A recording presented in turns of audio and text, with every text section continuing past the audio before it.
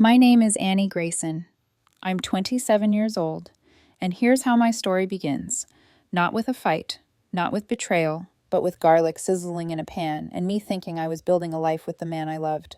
The scent of olive oil and toasted garlic drifted through our apartment, our home, or at least I thought it was. Sun-dried tomatoes softened in the skillet as I stirred slowly, letting the sauce thicken the way Tony liked it. It was his favorite dish, the spicy raviata from that cozy Italian place where we'd had our third date. I'd spent an hour perfecting the recipe, extra chili flakes, fresh basil, and a bottle of Sauvignon Blanc chilling in a bucket on the counter. His preferred brand. It was a Tuesday night, but Tony had mentioned having a terrible day at work. I wanted him to come home to warmth, to something soft and calm after the grind of the office. I checked my phone, 7:15 p.m. He was running late, but that wasn't unusual. Traffic in the city was brutal. Maybe his boss had thrown a last-minute task at him again. I hummed softly as I set the table for two, folding the napkins the way he teasingly said I did with military precision.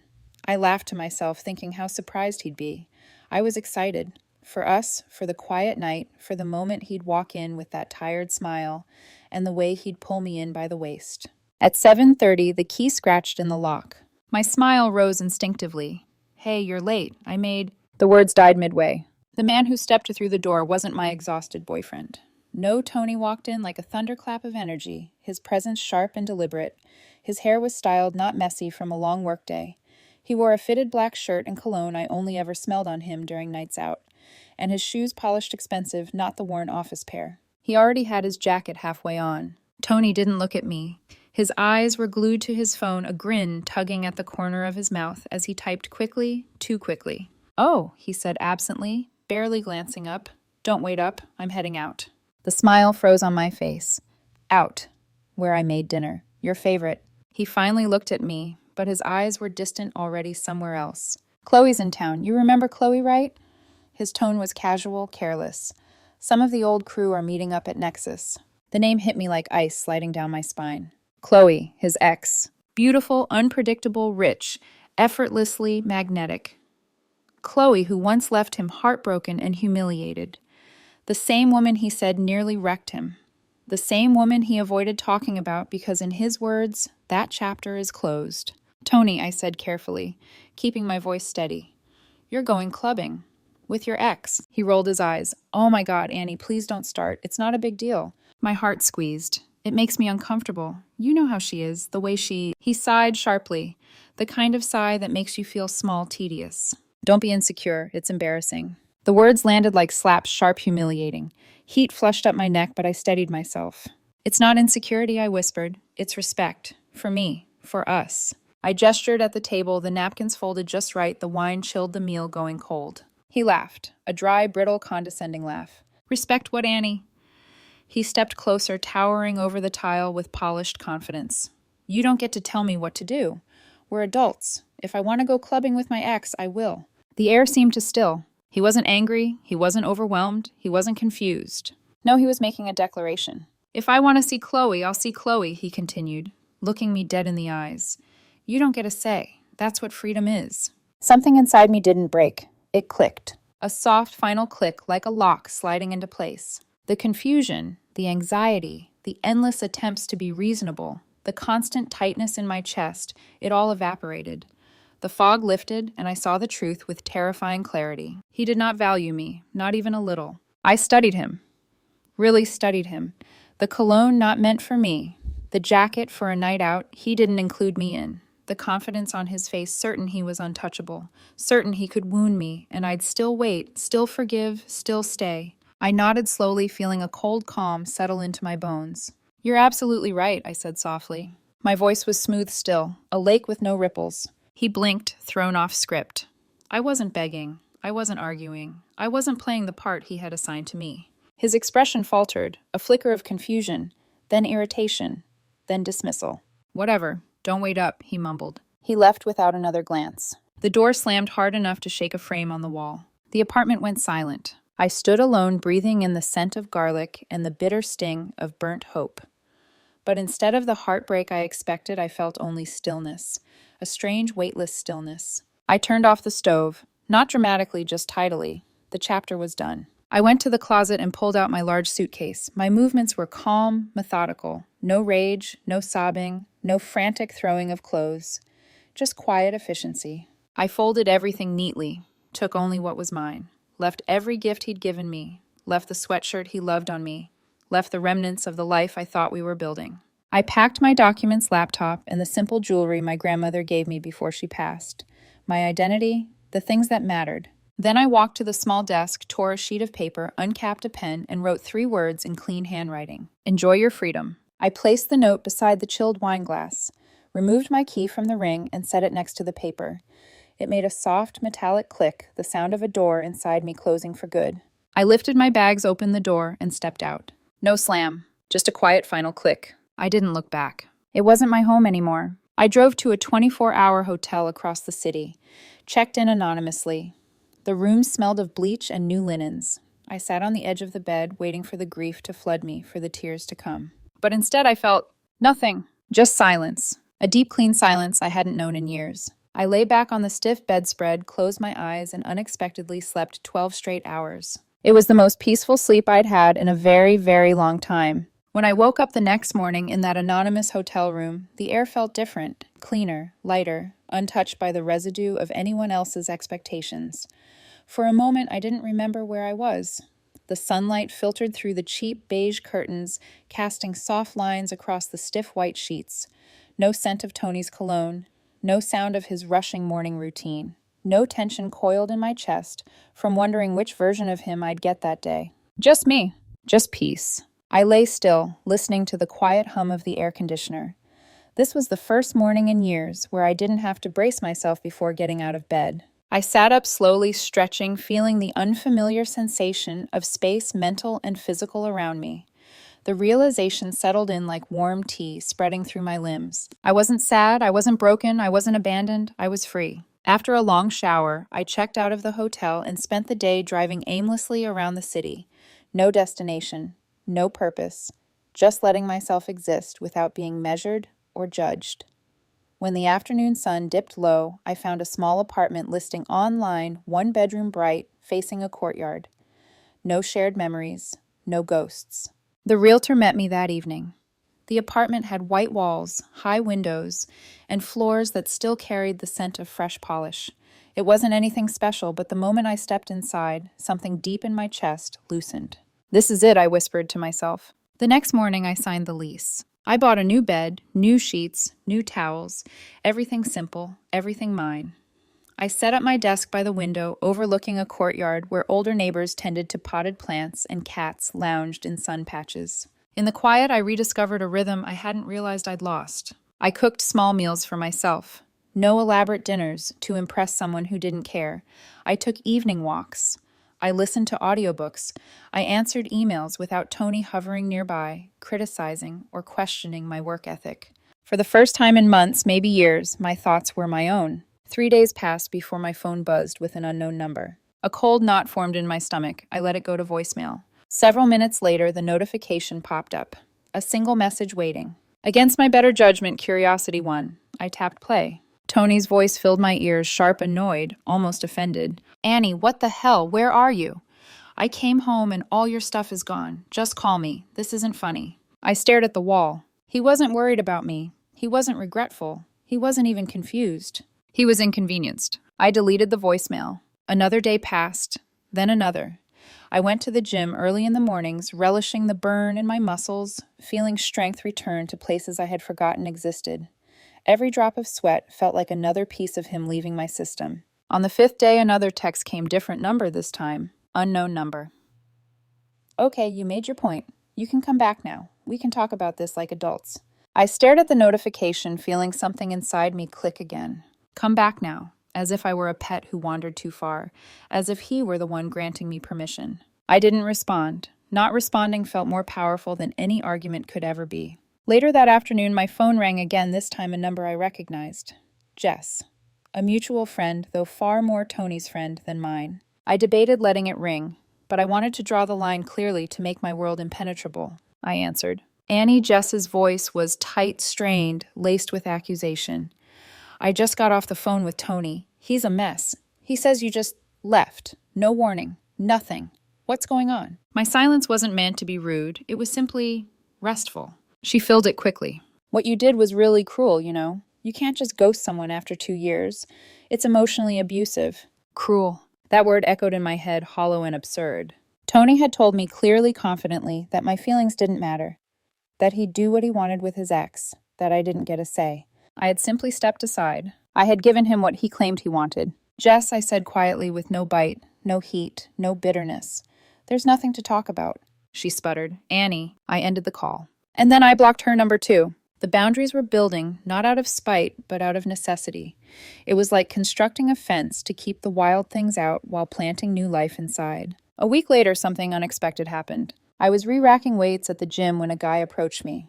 Tall, athletic, someone Tony used to casually nod to in passing. Hey, he said, wiping sweat from his forehead.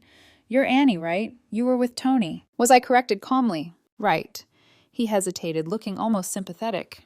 Look, I don't want to stir things up, but you know Chloe, right? His ex. Every muscle in my body tensed. He continued anyway. Well, apparently she was just in town for the weekend. Wanted a quick hookup. She told her friends Tony was nostalgic and convenient. He winced as he said it. As soon as she got what she wanted, she ghosted him. Hard. My pulse didn't spike. I didn't gasp. I didn't feel vindicated or triumphant. Just nothing. He glanced at me awkwardly. He's been posting some pretty sad stuff online. Guess freedom came with a price. I nodded politely. Thanks for letting me know. But inside, I felt no flicker of emotion, no pity, no satisfaction, no bitter joy. Just confirmation. Data. Predictable outcomes for poor investments. As I walked out of the gym into the crisp evening air, the final thread snapped quietly inside me. The last what if, the last lingering shadow of him dissolved. I didn't just walk away from Tony. I rose. And for the first time in a very long time, I felt like I was becoming the woman I was always meant to be. 6 months later, if someone had shown me a snapshot of my life, I wouldn't have recognized myself, not because I looked different, but because I felt different. Lighter. Untethered. Whole. My mornings began with sunlight spilling through the wide windows of my little apartment, warming the hardwood floors. I brewed coffee without rushing. I stretched in silence.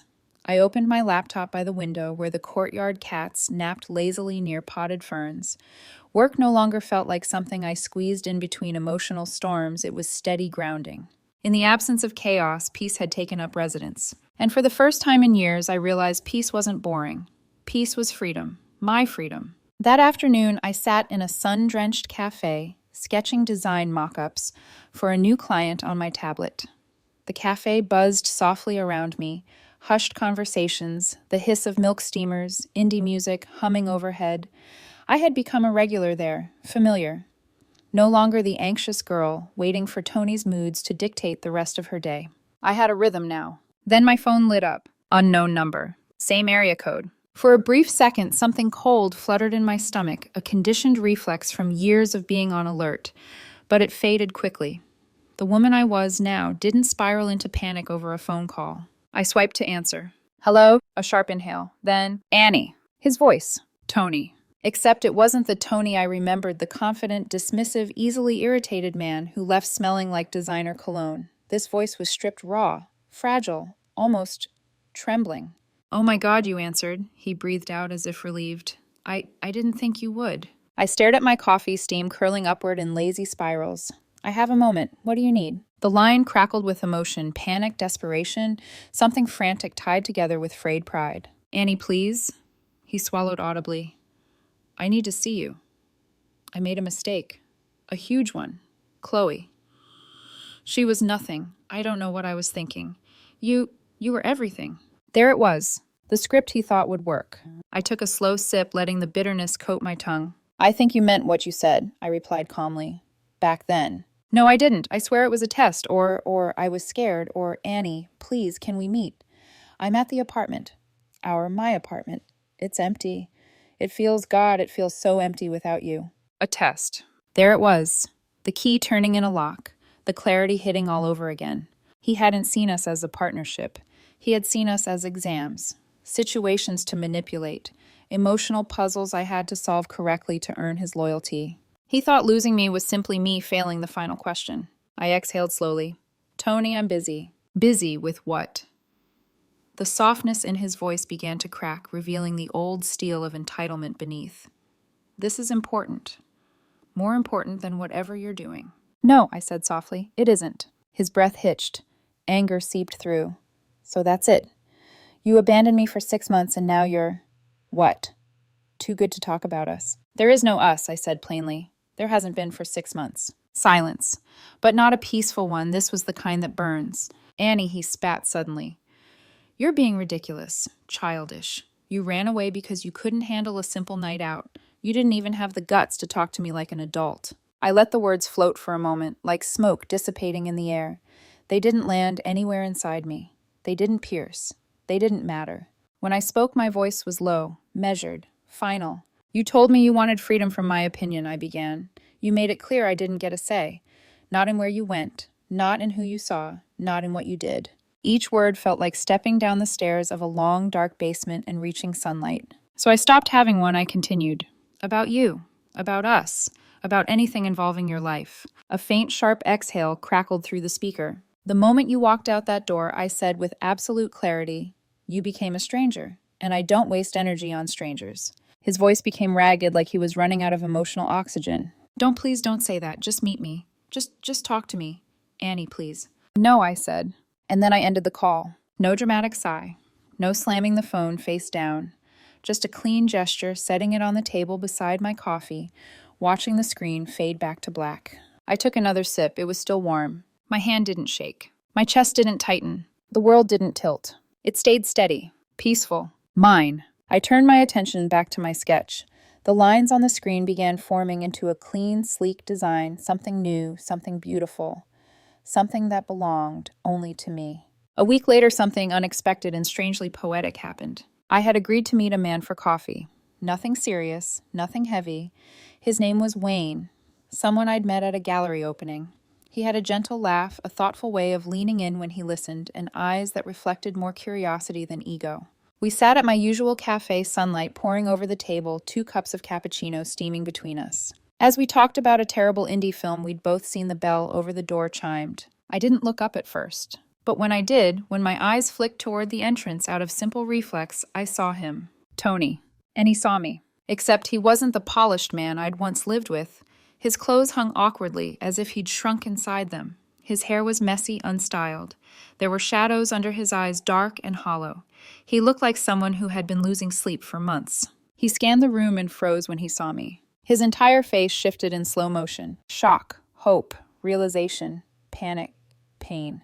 Then he saw Wayne. Saw the relaxed tilt of my shoulders. Saw the easy smile on my face. Saw me laughing, really laughing. Saw a version of me he hadn't seen in years. Our eyes met across the cafe. I held his gaze for less than a second. No anger, no triumph, no sorrow. Just polite, distant recognition.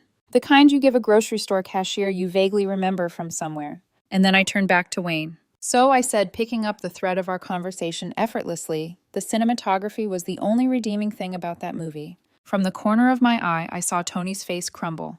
Truly crumble. The realization hit him all at once. He wasn't the villain of my story anymore. He wasn't the heartbreak. He wasn't the one who got away. He was Irrel Waynett, a footnote, a closed chapter. He left the cafe quietly, shoulders hunched, head down. I didn't watch him go. I didn't have to. I was already facing forward. Tony's face lingered in my mind for only a moment after he walked out of the cafe, just long enough for me to register the quiet collapse in his expression. That flicker of realization, that sharp sting of finally understanding what it meant to lose something he never thought he had to protect. But the echo faded as quickly as it came. Because I was no longer living in the echo of him. I leaned back in my chair, letting the late afternoon light warm my shoulders. Wayne was mid-sentence. He paused when he noticed my gaze shift, concern flickering behind his eyes. You okay? He asked softly. I smiled. A real one. Yeah, I'm fine. Better than I expected to be. He held my eyes for a few seconds longer, reading the truth in them. Then, without pressing, he picked up where we left off, diving back into our critique of the film we'd both sworn had potential, but ultimately failed, spectacularly. His voice came with a steadiness that reminded me how refreshing it was to sit across from someone who wasn't waiting for their turn to talk or looking for cracks in my confidence to exploit. We laughed. We sipped at our cappuccinos, and slowly the shadow of Tony's presence slipped out the door with him. That evening, walking home, the city felt alive. Bustling streetlights reflecting off sidewalks, still slick from the earlier drizzle, groups of friends spilling out of restaurants, the hum of traffic drifting like background music.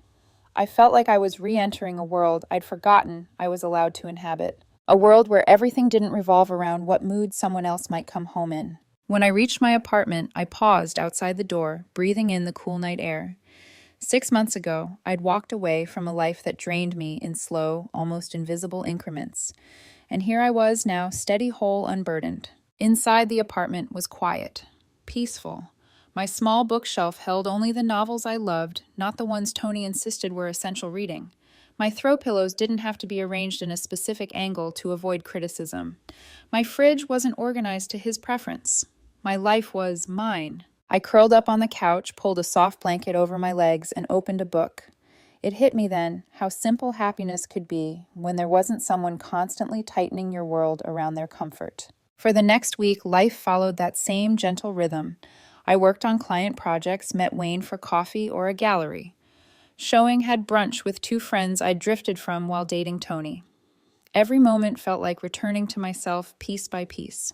Then on a quiet Thursday morning, the universe delivered a cruel but strangely validating postscript to the story. A message buzzed in my inbox. Subject, you need to see this, from Jess. The name made my stomach tighten reflexively, but only out of memory, not fear. I debated deleting the email without opening it, but curiosity tugged at me. The message was short. Look, you don't owe him anything, but I thought you deserved to know what really happened with Chloe. Check her post. Jess. Below was a link to Chloe's public social media page. A part of me wanted to ignore it. Another part, the part that survived years of second-guessing myself, needed proof that leaving hadn't been impulsive or dramatic. I clicked. The photo hit me first. Chloe, sitting on a rooftop patio at sunset, wrapped in a blanket, makeup smudged hair, unstyled eyes, swollen and glassy. The caption was a mess of heartbreak dressed up as empowerment. Never let someone use you for nostalgia. Some people only come back because they're bored, not because they care. The comments were even more revealing. Her friends comforted her. Others asked who she was talking about. One person hinted she'd been ghosted after someone promised to catch up and then vanished. Tony. He had been discarded twice by the same woman. And somehow in the fallout, he'd gone looking for the last place he remembered feeling admired. Me. I closed the tab slowly. There was no satisfaction, no smugness, no righteous vindication. Just confirmation, quiet clinical confirmation. I'd been right to walk away. I'd been right to stay away. And I'd been right to never look back. Later that evening, as I sat on a park bench near my apartment, the sky washed with streaks of lavender and gold, I realized something important. I hadn't moved on because Tony got hurt. I hadn't healed because his life fell apart. I healed because I rebuilt my own. Piece by quiet piece. Brick by deliberate brick. This new life wasn't revenge. This new life wasn't a comeback. This new life wasn't a lesson for him. It was a home I built for myself. A home where I could breathe. The following weekend, Wayne invited me to a small gallery opening. As we walked through the space surrounded by sculptures and abstract canvases, he pointed out one particular painting, a swirl of gold and deep blue lines, twisting and intersecting like memories unraveling. What do you see when you look at it? He asked. I took my time before answering. I see movement, I said softly. I see someone breaking a pattern. He looked at me, not just at my face, but into the space behind it, the space where truth lived. That sounds like you. I didn't blush. I didn't shrink. I didn't dismiss the compliment the way I would have months ago, conditioned to believe gentleness was weakness. I just smiled. Because he was right. We walked through the gallery's shoulders close enough to brush occasionally, but not because I was clinging to him for validation, because I enjoyed his presence.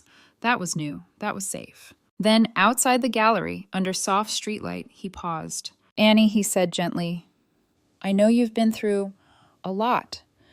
So if you ever want to take things slow, or if you ever want space, I'll listen. Just say the word. For a moment, emotions swelled in my throat. Not fear, not anxiety, just gratitude, deep and grounding. Thank you, I whispered. I will.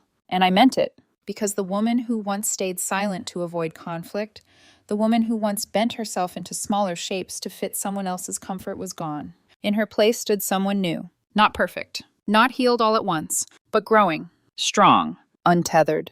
And the thing about finally knowing your worth is this: you don't fear losing people anymore, because you know you'll never lose yourself again trying to keep them. As we walked away from the gallery, the city lights glowing around us, I felt a quiet certainty settle inside me. Tony was the end of something. This was the beginning. The beginning of something new didn't arrive in a dramatic flourish. It didn't come with fireworks or sweeping music. It came in small moments, quiet, steady ones that accumulated like soft waves reshaping the shoreline. Moments that 6 months earlier I wouldn't have believed I was capable of experiencing without fear lingering in the background. It began on a Sunday morning. Early sunlight streamed through my apartment windows, painting warm, amber stripes across the floor. I brewed a cup of coffee, wrapped myself in a soft cardigan, and opened the window overlooking the courtyard. The older man, 2 floors below, was watering his plants, humming to himself. One of the courtyard cats stretched lazily in a patch of sun. I felt safe, safe in my own home, safe in my own thoughts, safe in my own skin. That safety hadn't existed when Tony was part of my life. Back then, every morning felt like a coin toss. Would he be irritable, dismissive, cold, annoyed at something I didn't even know I had done? Now, the only thing unpredictable in my mornings was what book I might read next. Later that day, I ran into Wayne near the cafe that had become my second home. He was carrying a tote bag full of art supplies and looked pleasantly surprised to see me. "Annie," he said with a warm smile. "Perfect timing. I was going to text you later." "Oh, really?" I asked, amused. "For what?" "An art market popped up by Riverside Street. I thought you might want to check it out." I considered it for a beat, not because I hesitated about him, but because 6 months ago I never gave myself the freedom to say yes to spontaneous plans. Tony preferred control structure predictability. My schedule once revolved around what he might want. Now the decision was mine alone. "Yeah," I said, returning his smile. "I'd like that." We walked side by side through the narrow, colorful aisles of the market. Potters sold handmade cups, local artists displayed canvases filled with emotion. A small band played acoustic covers under an awning. Wayne bought me a lavender lemonade, and we wandered between stalls, commenting on everything from brush strokes to terrible font choices on posters. There was an ease between us, a natural, unforced rhythm. He never crowded my space. He never demanded my attention. He simply existed beside me, and I found I enjoyed the steady hum of that presence. As we walked past a booth selling vintage jewelry, my phone buzzed. A number I didn't recognize. I froze, not out of fear, just instinct. Wayne noticed the shift in my posture. "You okay?" I looked at the screen. Blocked numbers had their ways of getting through new phones, new apps, new attempts. I didn't answer. I slid the phone into my pocket and exhaled. "Yeah," I said, "just not worth my time." He didn't push, he didn't ask, he didn't assume. He simply nodded. "Whenever you want to talk about it, I'll listen. No rush." That was all. A simple offer. A gesture of space, not pressure. And for reasons I couldn't quite explain, that meant more than any grand declaration ever had. We continued through the market, and by the time the sun began dipping low, painting the street in gold, the tension in my chest had loosened completely. I walked home that evening with the lavender lemonade still sweet on my tongue and the realization blooming quietly inside me. This is what peace feels like. This is what safety feels like. This is what healing feels like. Not perfection, not certainty, not a flawless fairy tale. Just steadiness. 2 days later, the message came. Not from a random number this time, but from someone who should have never contacted me again.